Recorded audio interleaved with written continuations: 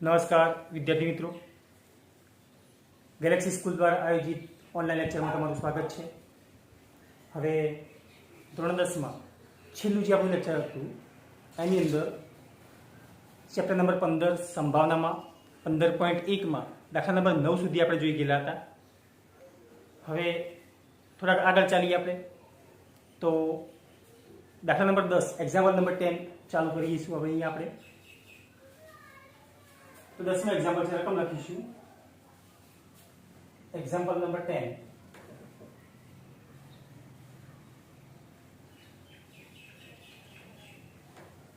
एक गल्ला में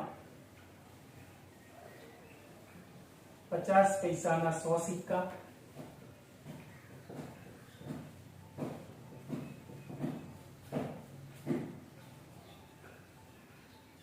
₹1 ना 50 सिक्का,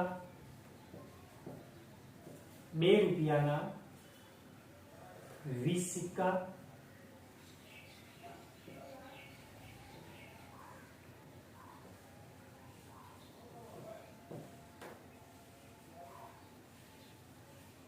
અને ₹5 ના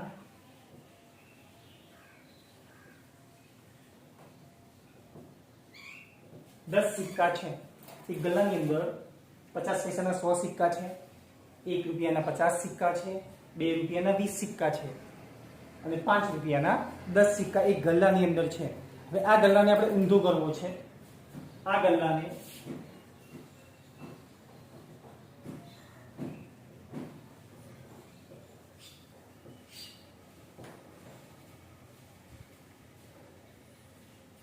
ઊંધો કરવામાં આવે ત્યારે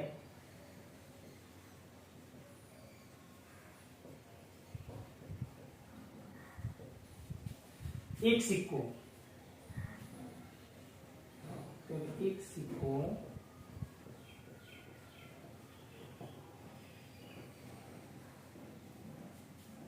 બહાર પડે તે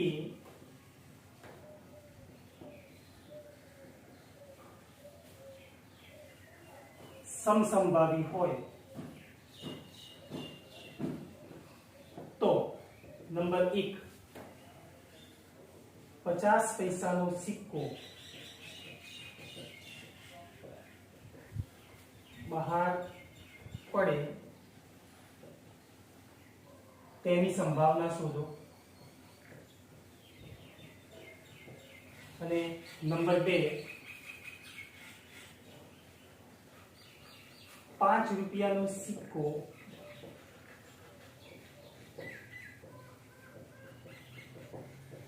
ન પડે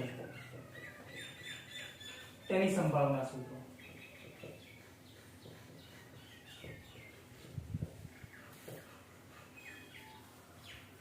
હવે અહીં આપણી પાસે બે ક્વેશ્ચન છે. અહીં આપણે જોઈશું કે એક ગલ્લાની અંદર 50 પૈસાના 100 સિક્કા છે, ₹1 ના 50 સિક્કા છે, ₹2 ના 20 સિક્કા છે અને ₹5 ના 10 સિક્કા છે. હવે આ ગલ્લાને ઊંધો કરવામાં આવે છે અને એમાંથી એક સિક્કો બહાર પડે છે. તો આ જે બહાર પડેલો જે સિક્કો છે એ 50 પૈસાનો સિક્કો બહાર પડે એની સંભાવના કેટલી અને ₹5 નો સિક્કો બહાર ન પડે એની સંભાવના કેટલી. સૌથી પહેલા તો અહીં આપણે આ જે આખો પ્રયોગ છે એના કુલ પરિણામો કેટલા આવશે એ શોધી દઈએ કે ગલ્લામાં ટોટલ કેટલા સિક્કા છે એ લખીશું આપણે આન્સરમાં કે ગલ્લામાં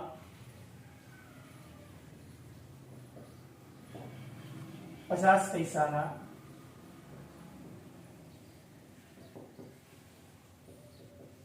100 સિક્કા, પછી ₹1 ના 50 સિક્કા,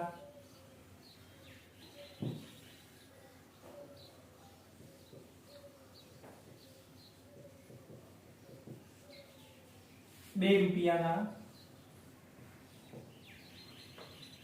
20 સિક્કા છે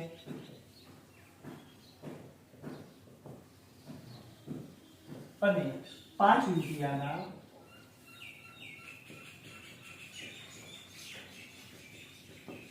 10 સિક્કા છે, 5 રૂપિયાના 10 સિક્કા છે. તો ગલ્લામાં ટોટલ કેટલા સિક્કા છે એ આપણે શોધીએ. માટે ગલ્લામાં રહેલ કુલ સિક્કાઓની સંખ્યા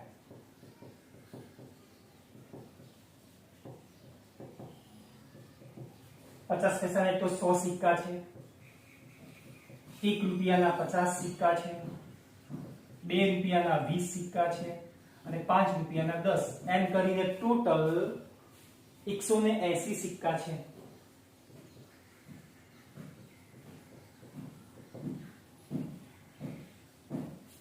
ગલ્લાની અંદર ટોટલ 180 સિક્કા છે. હવે આ ગલ્લાને ઊંધો કરવામાં આવે તો કોઈ પણ એક સિક્કો બહાર પડે એ જે ઘટના છે એ સમસંભાવી છે. તો ગલ્લામાંથી ટોટલ કેટલા સિક્કાઓ બહાર પડી શકે?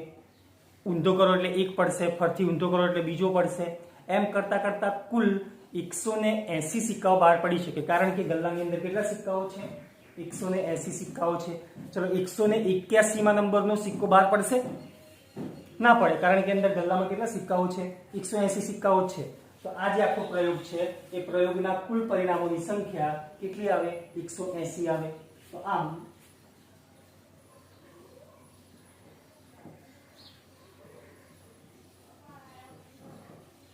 પ્રયોગના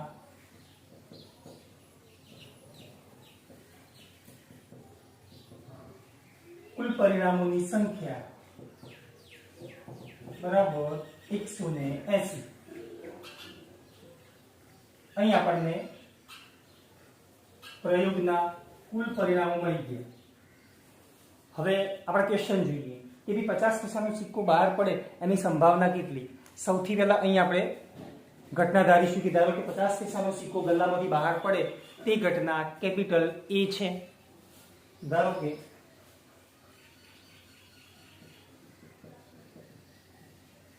50 પૈસાનો સિક્કો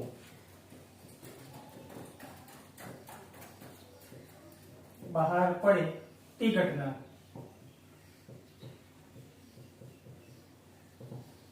કેપિટલ A છે. હવે અહીં આપણે નક્કી કરીએ કે ભાઈ આ જે ઘટના A છે એ ઉદ્ભવવા માટે તમને કેટલા પરિણામો મળશે? તો તમે જુઓ 50 પૈસાના કેટલા સિક્કા છે આપણે જોઈએ. અહીંયા 50 પૈસાના 100 સિક્કા છે. ગલ્લાને જો ઊંધો કરવામાં આવે તેમાંથી 50 પૈસાનો સિક્કો જ બહાર પડવો જોઈએ. તો કેટલા સિક્કામાં બહાર પડી શકે? એવા તમને કેટલા પરિણામો મળે? 100 પરિણામો મળે. કારણ કે ગલ્લાની અંદર 50 પૈસાના કેટલા સિક્કા છે? 100 સિક્કાઓ છે. 101 નંબરનો સિક્કો બહાર પડશે. ગલ્લાને આપણે ઊંધો કરીએ છીએ. ધારો કે 100 સિક્કા બહાર પડી ગયા. ધારો કે 100 સિક્કા બહાર નીકળી ગયા છે 50 પૈસાના. પછી ગલ્લાને જો ફરીથી 101મી વખત ઊંધો કરવામાં આવે તો 101મો સિક્કો 50 પૈસાનો બહાર પડશે? તો ના પડે, કારણ કે ગલ્લામાં 50 પૈસાના કુલ કેટલા સિક્કાઓ છે?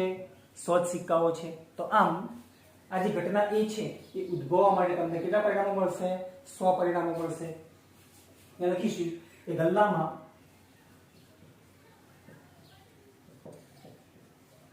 50 પૈસાના કુલ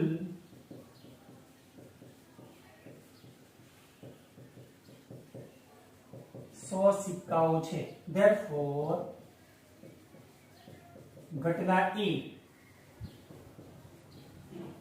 ઉદ્ભવવા માટેના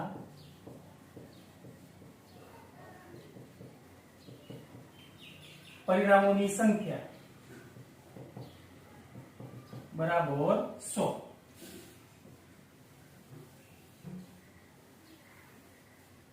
ચલો અહીં આપણને ઘટના A ઉદ્ભવવા માટેના પરિણામો મળી ગયા. પ્રયોગના કુલ પરિણામો પણ આપણી પાસે છે. તો અહીં આપણે ઘટના A ની સંભાવના શોધીશું. તો હવે ઘટના A ની સંભાવના સૂત્ર મૂકીશું. P of A is equal to ઘટના A ઉદ્ભવવા માટેના પરિણામોની સંખ્યા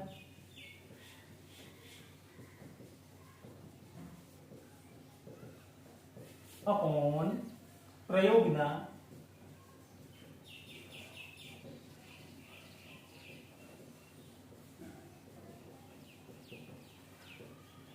કુલ કુલ પરિણામોની સંખ્યા અહીં આપણે એની ગણતરી કરીશું.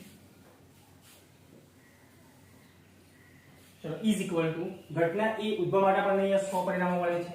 તો therefore P of A is equal to 100 upon પ્રયોગના કુલ પરિણામો આપણી પાસે કેટલા છે 180. અહીંથી 0 0 ગયા, અહીંયા 9 દુ 18 અને 5 દુ 10, 5 upon 9 આવશે. તો therefore P of A is equal to 5/9, 5 upon 9. તો આમ 50 પૈસાનો સિક્કો બહાર પડે એની સંભાવના કેટલી આવશે 5 upon 9 આવશે. તો આમ 50 પૈસાનો સિક્કો બહાર પડે તેની સંભાવના 5 upon 9 છે. આ આપણો જવાબ છે. હવે બીજો એક ક્વેશ્ચન છે આપણી પાસે અહીંયા કે 5 રૂપિયાનો સિક્કો ન પડે એની સંભાવના કેટલી. તો સૌથી પહેલા અહીંયા આપણે ઘટના ધારીએ. ધારો કે 5 રૂપિયાનો સિક્કો બહાર પડતો નથી, તે ઘટના કેપિટલ B છે. ધારો કે 5 રૂપિયાનો સિક્કો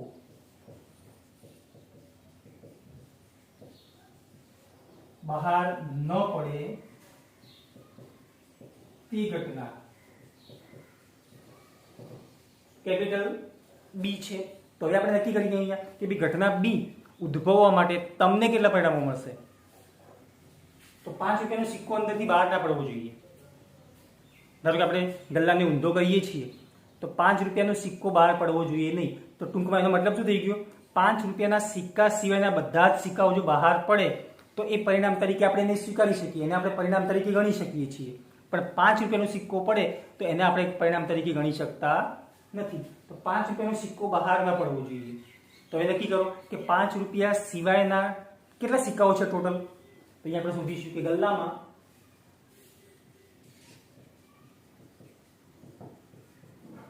5 રૂપિયા સિવાયના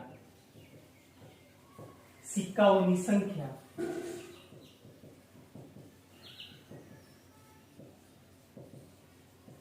બરાબર કુલ 180 સિક્કાઓ છે. એમાંથી 5 રૂપિયાના સિક્કા કેટલા હતા આપણી પાસે 5 રૂપિયાના 10 સિક્કા આપણે એમાંથી માઈનસ કરી દઈએ, બાદ કરી દઈએ તો 170 સિક્કાઓ છે. 5 રૂપિયા સિવાયના 170 સિક્કાઓ ગલ્લામાં છે. અને એ જો 170 સિક્કાઓ એક પછી એક વારાફરતી જો બહાર પડે તો એ તમે પરિણામ તરીકે ગણી શકો એને. 5 રૂપિયાનો સિક્કો બહાર ના પડવો જોઈએ. ટૂંકમાં આ જે 10 સિક્કાઓ છે 5 રૂપિયાના એ બહાર પડવા જોઈએ નહીં. તો આ પ્રમાણે ગલ્લામાં 5 રૂપિયા સિવાયના સિક્કાઓની સંખ્યા કેટલી છે 170 છે. તો ઘટના B ઉદ્ભવવા માટે તમને કેટલા પરિણામો મળશે 170. તો therefore ઘટના B ઉદ્ભવવા માટેના પરિણામોની સંખ્યા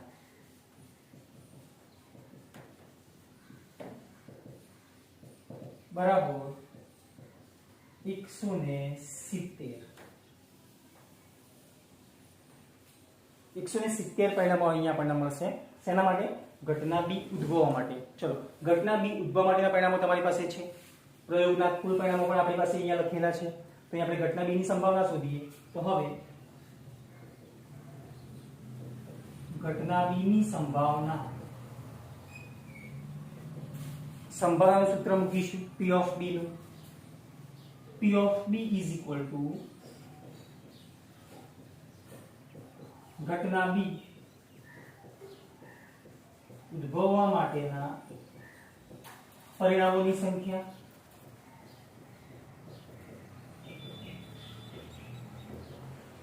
अपॉन प्रयोगના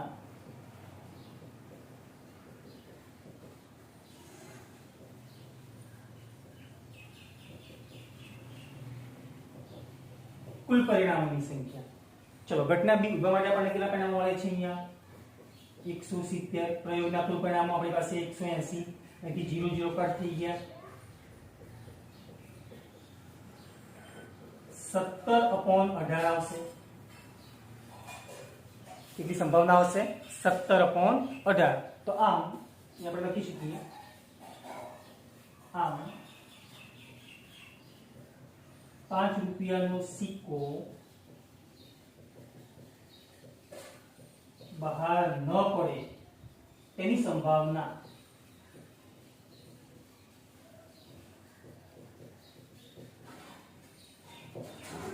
17/18 છે એવું અહીં આપણે લખી શકીએ। તો અહીં આપણે દાખલા નંબર 10 ને લીધેલો છે। હવે આના પછી એક્ઝામ્પલ નંબર 11 આવશે। હું તમને ખાલી સમજાવીશ, તમારે એને હોમવર્કમાં તૈયાર કરવાનું રહેશે। હોમવર્કમાં લખીને એને એકદમ રેડી કરવાનું રહેશે।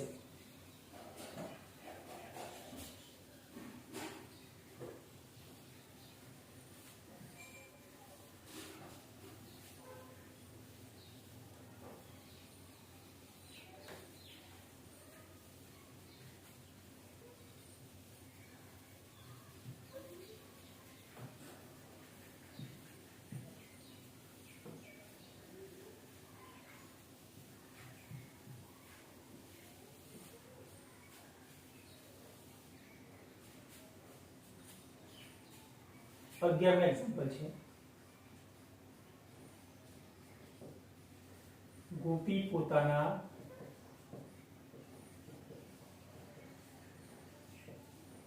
માછલી ઘર માટે દુકાનમાંથી માછલી ખરીદે છે।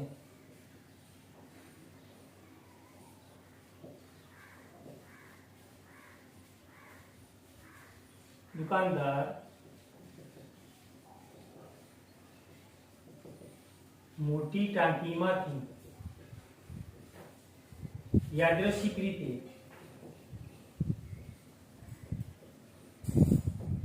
एक माछली बहार काढे छे।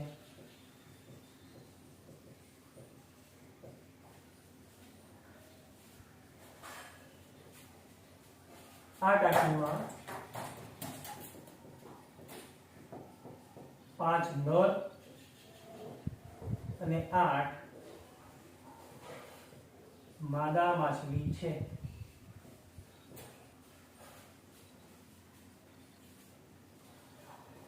બહાર કાઢેલ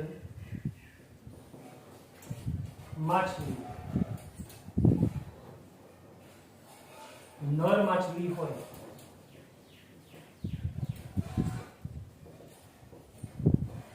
તેની સંભાવના શોધો। તો તમે જો અહીંયા ગોપી એના માછલી ઘર માટે માછલી ખરીદવા જાય છે। દુકાનદાર શું કરે છે, એની પાસે જે મોટી ટાંકી છે એમાંથી એક માછલી કાઢીને બહાર કાઢે છે। હવે ટાંકીમાં 5 નર અને 8 માદા માછલી, તો ટાંકીમાં કુલ કેટલી માછલીઓ થઈ? ધ્યાન રાખજો, અહીંયા ટાંકીમાં કુલ 5 નર અને 8 માદા, એમ થઈને ટોટલ 13 માછલીઓ છે।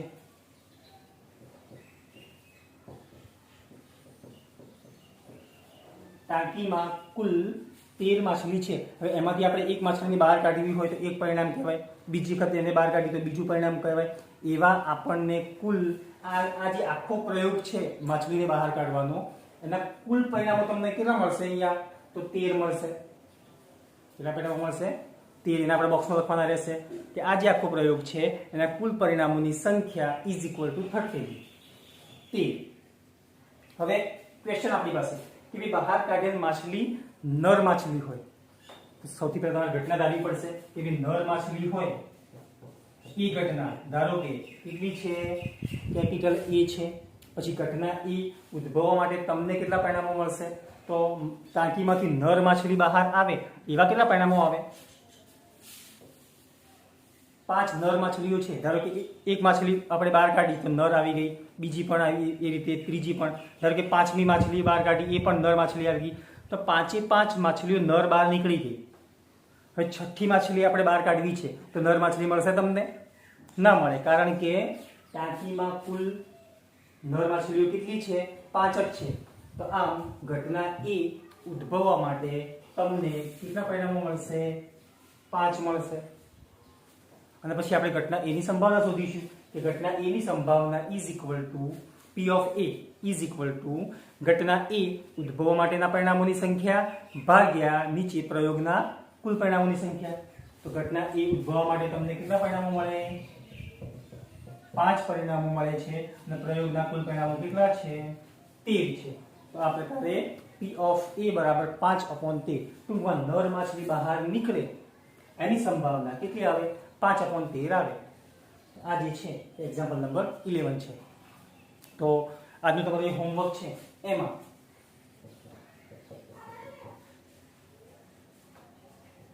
સ્વાધ્યાય 15.1 માં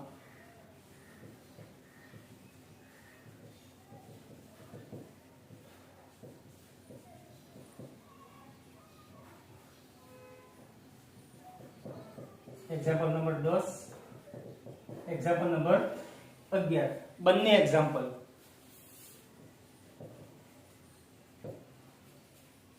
મેઇન નોટબુકમાં એક વખત